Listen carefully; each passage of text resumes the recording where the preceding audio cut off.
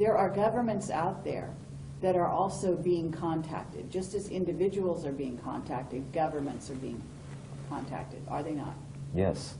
Okay, and so this kind of dynamic is, we don't just have a political situation that could become unstable with, say, Iran or North Korea or China or Pakistan, but the idea here being that they may be making agreements with some off-world visitors that the ones we made agreements with, the U.S. that is, don't get along with.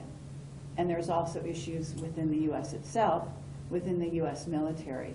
The Army has got one group that they're talking to. The Air Force is talking to another group, and the Navy is talking to another group. Isn't that right? Yeah, but you only have a small nucleus of people who control all of the information.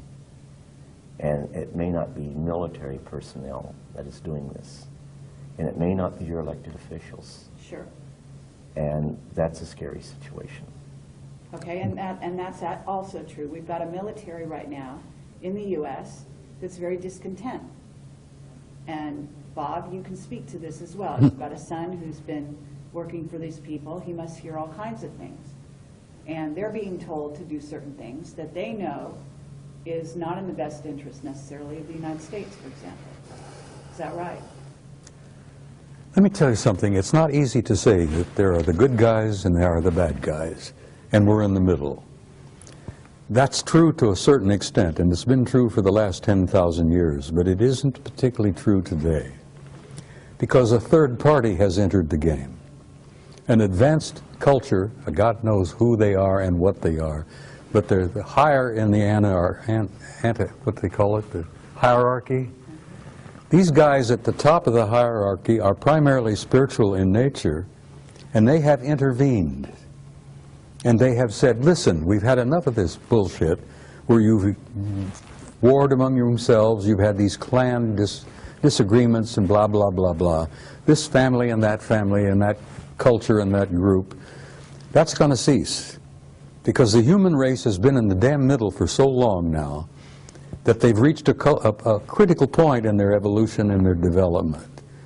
And we're going to have to see that the human race survives and makes this awkward, painful transition into a new race, into a new species. And this higher element, this higher spiritual element in the hierarchy has intervened, and they have literally said, Carrie, knock off the bullshit. We're not going to have any more of this. There's not going to be any more planetary wars. We've had enough of that. We've lost too many millions of people over the years. We're going to control this carefully. We're going to give them an encouragement. We're going to give them an opportunity, and we're going to assist them to make this awkward transition into a new race. Now, the only reason I'm hopeful now, when I used to go through this, I was very depressed and very cynical, because I'd seen so damn much of the knockdown, drag-out brawls, not only among our own people, but among some of these guys. And then I found out that there is this third party now that's involved, that couldn't care less about the clan disputes and the family disagreements and all that.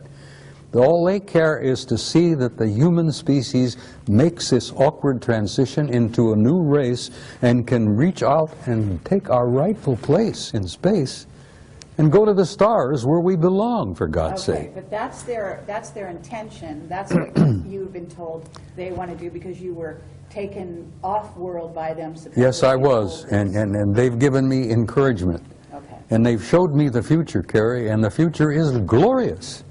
We are going to make it, and we're going to look back at this awkward period, this blackness that we've been through for the last century or two, and we're going to look back like students of history and say, my God, look what they went through. Look what they did to each other.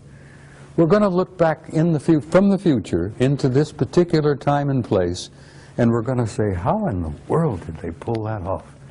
Here they are killing hundreds of millions of people in these wars, butchering each other. This has got to cease.